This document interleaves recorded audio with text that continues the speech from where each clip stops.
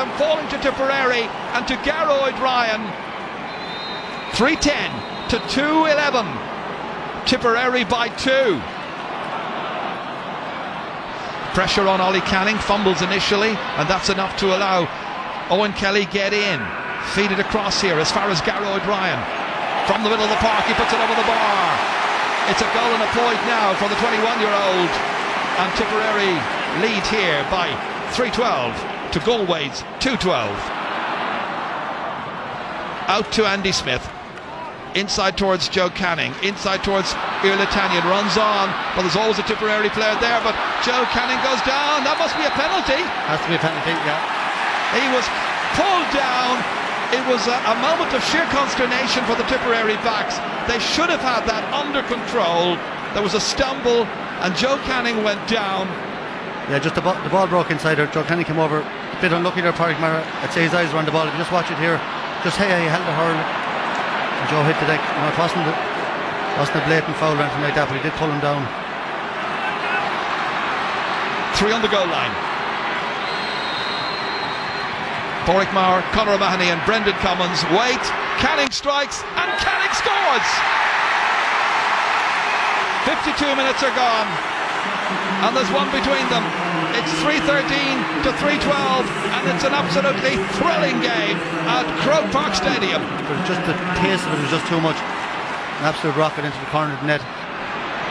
Long one, brilliantly caught again by Donal O'Grady. That must be about the third brilliant catch he's made. Back up on his feet is Éan O'Ryan, scorer of a goal and a point already in this match. Neatly down in here to Damien Hayes, dancing away, getting away from Michael Cahill. This is danger for Tipperary. The shot is brilliant and it's over the bar, and the teams are level for the 7th time in this wonderful quarter-final of the GAA Hurling Championship 2010. A goal and 3 now for Damien Hayes. Inside towards Irlatanyan, 2 against 1, might break for a Galway player, and then Declan Fanning once again gets possession, keeps it away. Not a great clearance, only as far as Damien Hayes. Back in again, this time towards Angus Callanan, and Angus Callanan brings another huge roar from the Galway following his first point. So the 2 substitutes have done well on the half-forward line, winning ball and now contributing 3 points between them, and it's Galway by 2. Number 17, John Lee, what a sub to bring on. It's now Dr. John Lee, incidentally, and he's become a doctor since the beginning of the championship, and he takes over from Ollie Canning, who's gone off with the injury. And Tipperary need a score, and John O'Brien might provide it, and he does, and he closes the gap tantalisingly. 3-16 to 3-15. John O'Brien's first point, and it's quite a match at Croke Park. It's all a bit frantic. Brendan Maher trying to win it. Tip a point behind, looking for an equaliser, looking to try and win the game in normal time. That was a challenge there which the referee has decided is a fair challenge. It was on Larkhor, but it comes back to Gearóid Ryan, and Gearóid Ryan levels the match.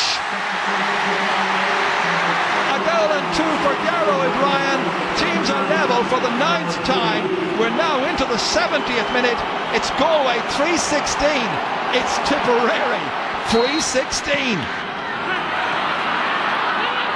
This is Pa Burke, the substitute, looking for a possible winner. Pa Burke looking for a player outside. It's Lark Corbett having to go back, trying to make room, getting it away, getting a shot in and putting it over the bar. Lark Corbett's third. What a point. Now is it a winner or is it too early to say? It's going to drop short. They've got to compete for it. They've got to win it. Who's going to get there? Galway have it. There's an opportunity with Irlatanyan. Down he goes. The referee says play on, and the referee is blowing his whistle, and it's all over. And Tipperary have won the quarter-final. They have knocked out Galway in a wonderful, wonderful match at Croke Park. It's Liam Sheedy's afternoon. His men have prevailed. The fans have come here and they've kept the dream alive. But it's over for this year for Joe Canning and for Galway. The full-time score here reads Tipperary 3 goals and 17 points. Galway 3 goals and 16. Well, I'm just after leaving our dressing room in absolute devastation. and you know, there's winners and there's losers, and I don't feel my team are losers today. I'm very proud of them. They died with their boots on, and I couldn't have asked for any more. I think there's been maybe questions asked after our defeat in Munster, you know, are these boys really up for it, or do they really want it? I think they gave everyone their answer today, very, very happy with it. But, you know, I would have to feel really, really sorry for Galway. You know, there was 2 teams out there today. I think both teams gave absolutely everything. I think John and his squad can be very proud that, you know, it was a really, really tough game. Could have went either way, and, you know, if it was a draw or if we had to lose it, you know, as I said, it was hanging on a knife edge right to the finish. You know, in a game like today, it could have gone either way, as Liam Sheedy said to me, and Tip have got the breaks today, fair dues to them, and, you know, but Jesus, this is tough. That's pretty revealing about the heartache in that Galway dressing room, Paul. Yeah, days like today, matches like that, that's what, you know, GAA does to you. Hurling quarter-finals, knockout. You know, you can obviously see the Galway manager there is very moved by the defeat, and in fairness, he has every right to be. Such an effort there in the second half Galway put in after a slow enough start. But I think credit enough to Tipperary. They kept their heads near the end of it, tapped over 3 points to get the victory. But it had everything today. It was a very exciting match. It was great stuff, and you don't want to see a loser in a game like that, Donal. But did Tip deserve it? Well, I've always made a point that the team that scores most deserves it. It's as simple as that, because it's a cruel, like, sport is cruel, and we saw the difference in the managers there, right? John McIntyre, you know, down the depths of despair, really, because they put in every much the same effort as Tip did, and it could have ended a draw, really, and you know, but that is sport, and you can't blame a team for grabbing their chances at the end. And I suppose Tip had the chances, and they put them away when they needed it. But rip-roaring game, like, and we forget that these people are amateurs, like, and the entertainment that they serve up is absolutely fantastic. So great credit to everybody involved. Yeah. You were looking at the Tip scores. I mean, they got 1 score more, but you were impressed with some of their finishing. Absolutely, Des. I suppose, you know, the defeat against Cork, we were kind of a small bit critical of them. You know, they weren't really playing for each other or passing around, but today they obviously trained hard on it. Owen Kelly in particular was very, you know, involved in most of it. You can see that laying off to Noel McGrath.